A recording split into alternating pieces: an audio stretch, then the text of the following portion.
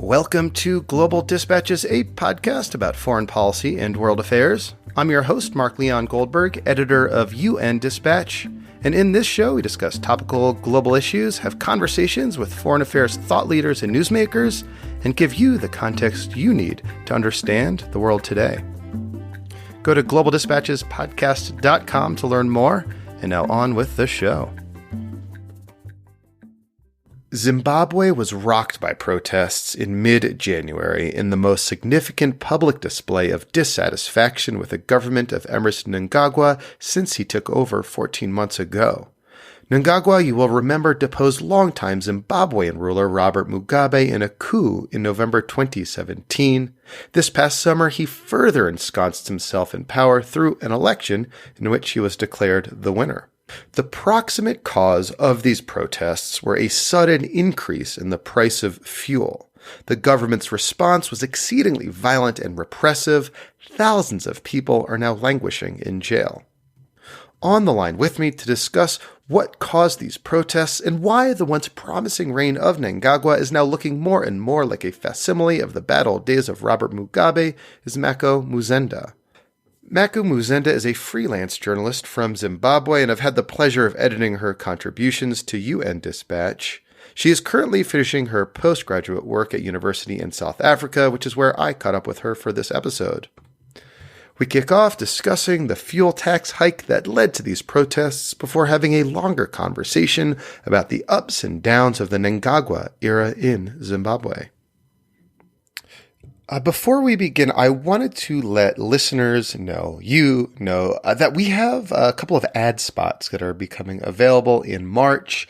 If you're interested in reaching this audience, which includes lots of people around the UN, senior leadership in the global development community, NGO community, governments, let me know, and I will let you know what our advertising policies and rates are.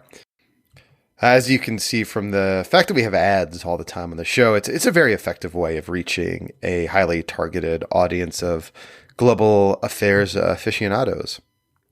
So just send me an email. You can do so using the contact button on globaldispatchespodcast.com. All right, now here is my conversation with journalist Mako Muzenda. The immediate cause of the protest was the announcement of the increase in fuel prices. So this was on a Saturday evening. Let me just check the exact date. I think it was the 11th, the 12th, if I'm not mistaken. That was when the announcement was made that fuel prices would increase by almost 150%, effective midnight that night. So literally in a few hours' time. Yeah. So like no advanced warning whatsoever. This is not good public policy, I presume. No advanced warning whatsoever. So it was an announcement that took people by surprise. The reason why the fuel price increase sparked the protest, there's several reasons. So firstly, fuel is a base cost. So if the price of fuel increases, that means everything else is going to increase. So it affects things like cost of production, groceries, school fees, and the like. So there was anger and frustration about that. Secondly, the nature of the announcement as well also, I think, sparked the protests because firstly, it was in a press conference, like a spontaneous press conference by the president himself. This announcement didn't come from the country's energy regulatory authority, who are the ones who are meant to, set fuel prices and control like the flow of fuel in the country. And thirdly, because the Zimbabwean president Mnangagwa made this statement literally hours before he boarded a private jet to like a tour of mainly Eastern European countries before heading to Davos.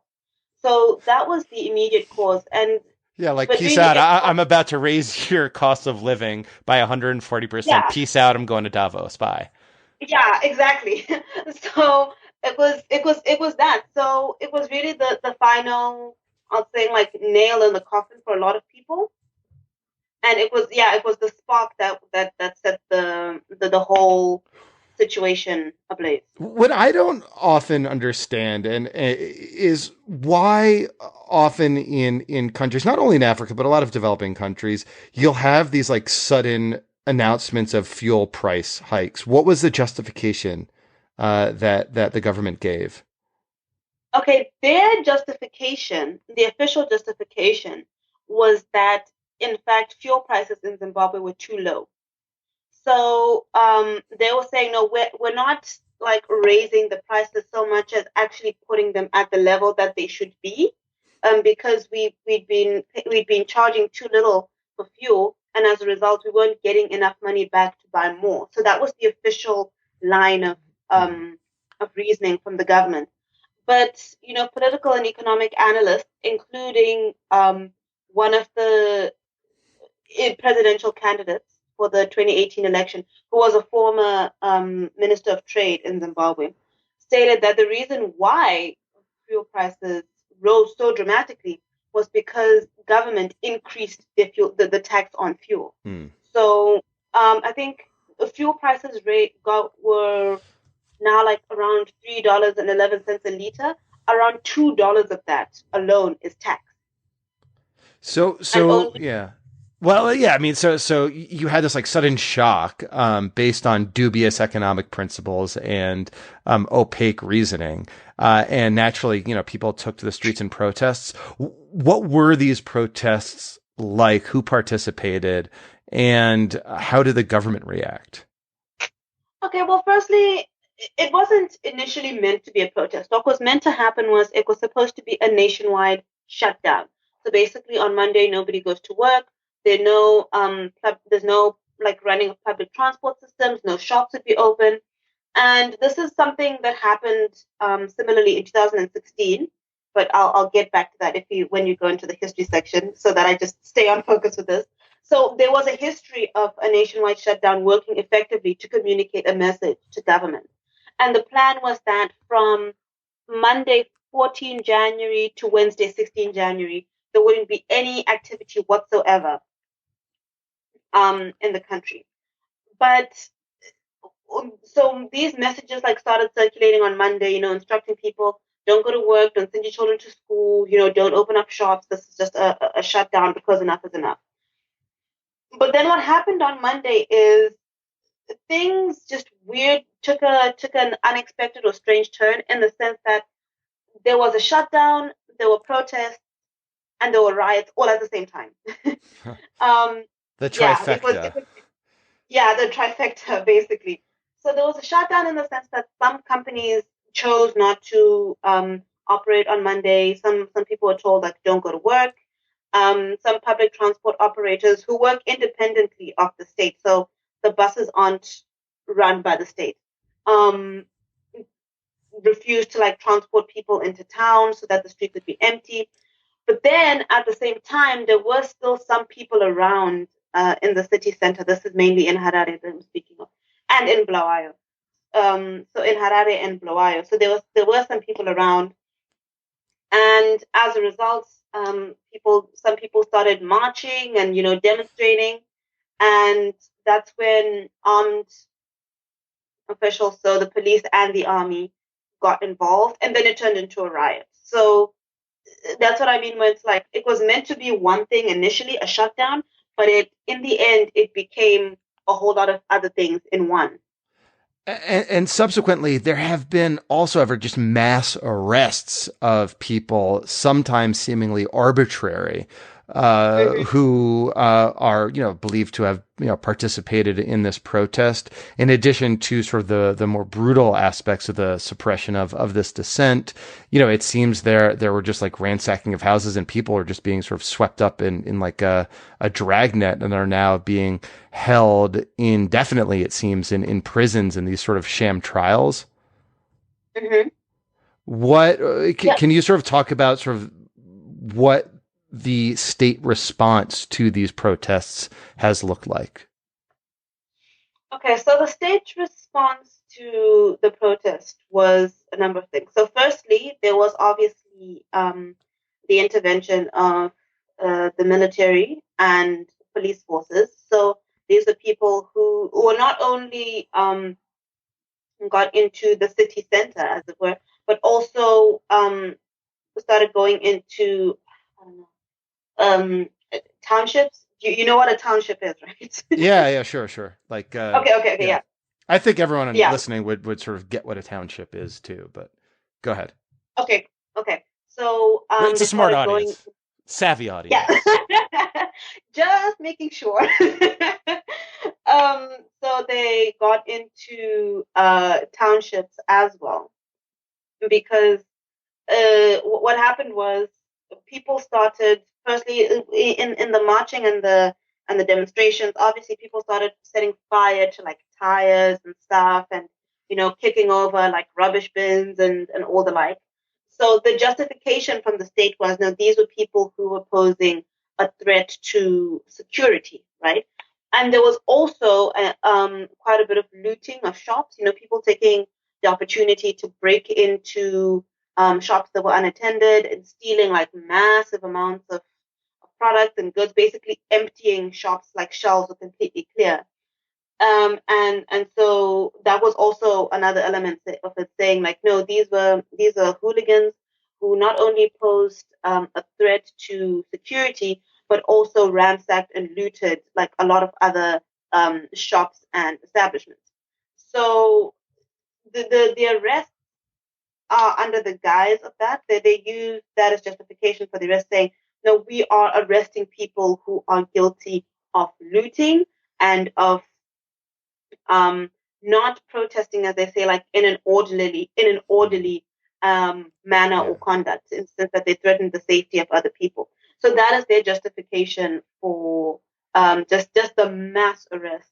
But the problem with that is it's very hard to prove that someone looted or was rioting, especially when in the townships they would be going into people's homes.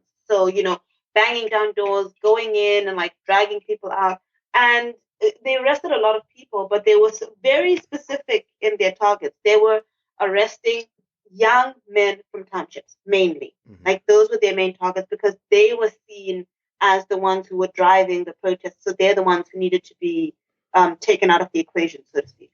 And now you have the situation where there's just like thousands of people that are languishing in jail without any recourse to, due process. Mm-hmm. So, these protests, the fuel hike announcement, the protests, the crackdown, and now this ongoing, really, it seemed like unstable and volatile situation that's happening now in Zimbabwe. It seems to stand in stark contrast to where things looked shortly after the November 2017 coup that brought Emerson Mnangagwa to power. Can you just sort of talk a little bit about who Emerson Mnangagwa is, how he came to power? And I mean, I remember reading articles from you, shortly after the coup and in the months after the coup, sort of describing a freer society than had existed during the Mugabe era. So can you talk a little bit about sort of what happened? Whew, that's a question we are all asking ourselves. Okay, so I'll answer the first part of the question, as in like who is an Emerson Mnangagwa as a person.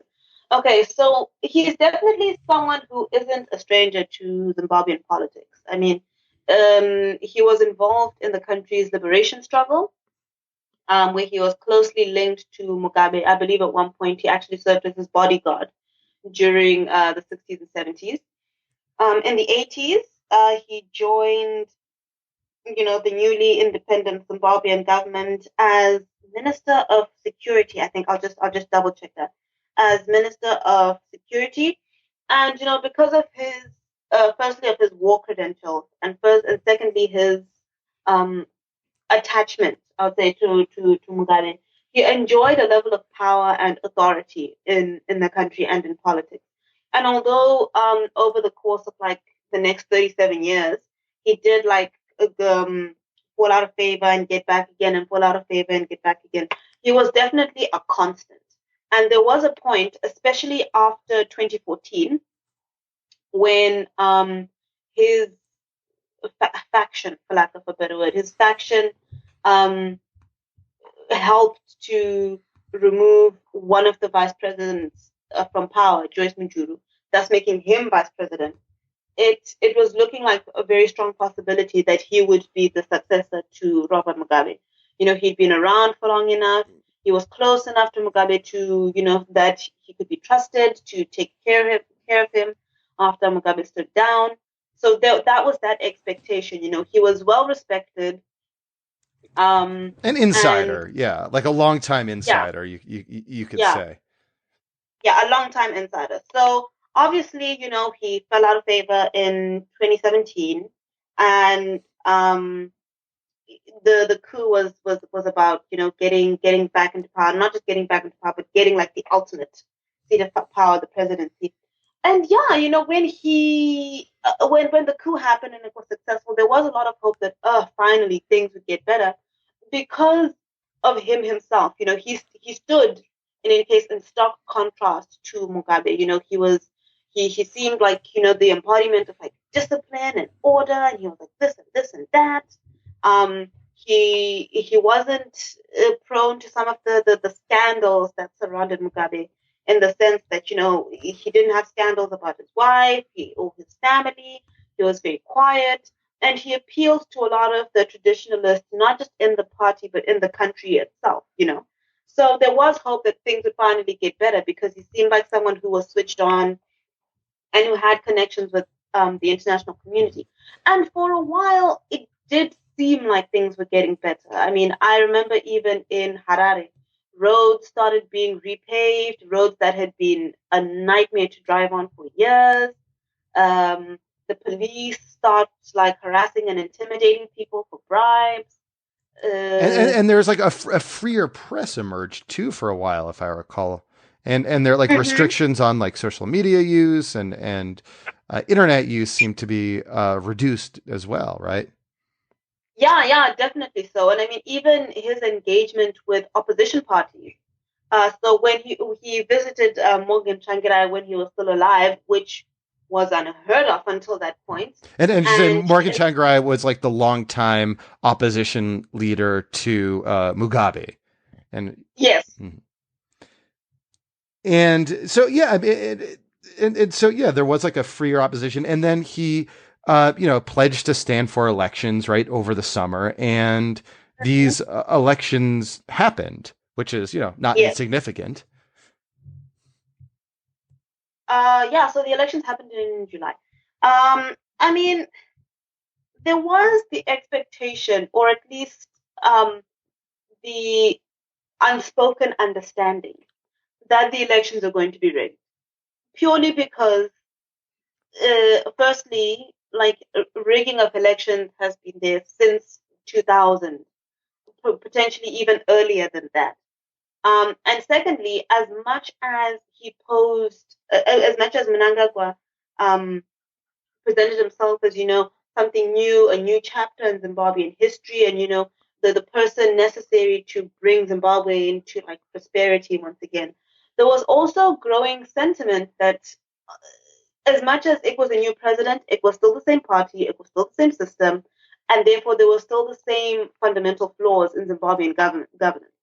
So there was that kind of unspoken understanding that they're probably gonna rig, but let's go vote, but they're probably gonna rig. So yeah, the July elections happened, and there was a whole controversy around the announcements of election results because there was a delay, and there were photos and rumors circulating on social media of rigging, saying like, oh, like they've swapped out forms, or like whole entire ballot boxes full of votes went missing. So there was a lot of uncertainty at that point. And then obviously there were the events of 1 August where people protested for the announcement of the presidential results, which were the last set of results to be announced. And that led, to again, like army intervention and the deaths of 6 people. So yeah, I mean, it left that, I think, really left a bitter taste in many people's mouths, because we understood that, yeah, there will probably be a continuation of the rigging system, but for the government to be so comfortable enough as to send out like military men, so not police, but like literally military men into the street to shoot at people who are asking for the announcement of results, really left a sour taste in a lot of people's mouths. And I think that was really when the deep like discontent and resentment started setting in, because it was not just a continuation of the old system. It was an increase, so like a ramping up of military authority in the country that a lot of people were not comfortable with. Yeah, I mean, it almost seems, based on what you're describing, that, you know, having sort of secured and ensconced himself in the presidency, Mnangagwa is now sort of willing to kind of go back to like the bad old ways, the Mugabe-esque style of sort of population control. That this brief period where he, you know, appeared to almost be like a Gorbachev figure, it has now sort of evaporated, and he is just a more conventional strongman, you know, doing conventional strongman things. Mm-hmm. And so yes, it's true. And so the protests that happened this month, 14 to 16 January, were literally just the latest in a series of incidents. And I mean, it's also important to note that he got into power, obviously, like after the July election. And there was still like a lot of discontent at that point. But there was still that little bit of hope, like holding out, like, okay, let's give this guy at least one more opportunity to, you know, show that he truly wants to make Zimbabwe a prosperous and like stable country again. And when he announced his government, because the 2018 elections were presidential but also general, so there were new members of parliament and there was a government as well.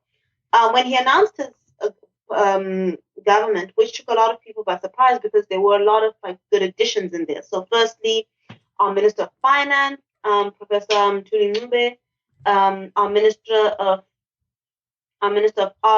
Youth, Arts and Culture, Kirsty Coventry, who's an Olympic gold medalist.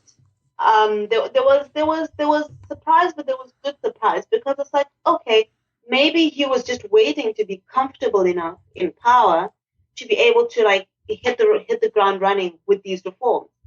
But then in September, as part of his monetary scheme, the finance minister announced the introduction of a 2% tax on all electronic transactions done in the country. And that, I would say, more than anything, if we could trace the origins of this protest really beyond the announcement of the fuel price increases, I would say it was the introduction of that tax, because that's what really just spiraled everything out of control even more. Well, who did that tax impact primarily? Like middle class Everybody. people? I mean, I would say it was applicable to everybody, but it hit middle class and working class Zimbabweans the hardest, because basically over 90% of transactions done in Zimbabwe are done electronically now because of the hard cash shortage. So charging 2% tax on every electronic transaction, it triggered a panic in industries and in, you know, retail, because there was the expectation was like, oh, if we have to pay like this little extra bit for every transaction that we have to hike up our prices. So it was a situation where literally overnight people started increasing their prices, and that sudden increase in prices, and again that sudden announcement of the 2% tax, caused deep anxiety and deep panic in people, because the last time that such an abrupt economic policy was introduced, and the last time prices increased so sharply, was in 2008, which, I mean, for Zimbabweans across the board is just a nightmare year. That was like the height of our hyperinflation. That was the height of our shortages. That was the height of our political instability. So in a bid to not get caught up in that mess again, people started panic buying, but that also drove shops to panic and to increase their prices, and that it just caused like a domino effect. So how do you see the situation unfolding over the next few months and weeks? How do you see this fuel tax hike protest and subsequent repression play out? Well, I mean, I think on one hand, the state's response, the state's heavy-handed response, kind of did its job in that it reinforced like a culture of fear and silence in the country. And so on Monday, there was still that drive and energy to continue the protest. But by Wednesday, generally people were too tired and too scared to continue with it. So the protests petered out, but the violence and intimidation continued. In terms of the fuel price hike, there was, like outcries, like, no, this is unfair. We've already have so much pressure on our pockets and on our salaries, and you're increasing the price of fuel without an increase in salaries. But the people have slowly had to adjust, because as frustrating as it is, there's also the realization that, first of all, our government does not listen to us. Secondly, our government doesn't care. And thirdly, there's really no way around it, like especially with something as vital a commodity as fuel. So people have adjusted. It's simply a situation of either moving around less or trying to buy US dollars specifically on the black market in order to access fuel at stations that are only selling in US dollars. But yeah, people have basically in their own way tried to adjust to this new announcement. In terms of the future, in terms of state violence and intimidation, I don't see a change, purely because this is not, like, as horrific as the violence from the protest was, it's nothing new in Zimbabwean history. It's just another chapter in the story. And what the unfortunate thing is, they've learned from this point that their response works for them. As in, it works to shut down dissent, to, remove what I would say volatile elements, like people who would actually go out and protest from the street, and also sending out that message to people who might have that desire not to do that. So in the next few months, I honestly don't see any significant changes in terms of, firstly, the price of fuel. Secondly, just the cost of living in Zimbabwe, which is still going up. Inflation hit, I think, 200% this month alone. And I don't see any change in responses from government in any kind of dialogue and discourse on the way forward. Well, on that unhopeful note, Mako, I'm sorry that we'll have to leave it there. Thank you so much for your time. Oh, thank you. Thank you for having me. All right. Thank you all for listening. Thank you to Mako. That was very helpful. And yeah, it'll be interesting to see how this shakes out in the coming weeks and days. And it doesn't seem like it's leading anywhere good, unfortunately. As I mentioned at the outset, please do let me know if you are with an organization, an entity that you think would be interested in reaching my audience. People who listen to this show include a lot of senior leaders around the UN, government, academia, basically global affairs nerds, with a particular emphasis on people interested in global development news and news that is often overlooked, but nonetheless important for people who are professionally engaged in these kinds of things. Send me an email. He's in the contact button on globaldispatchespodcast.com. All right, we'll see you next time. Thanks. Bye.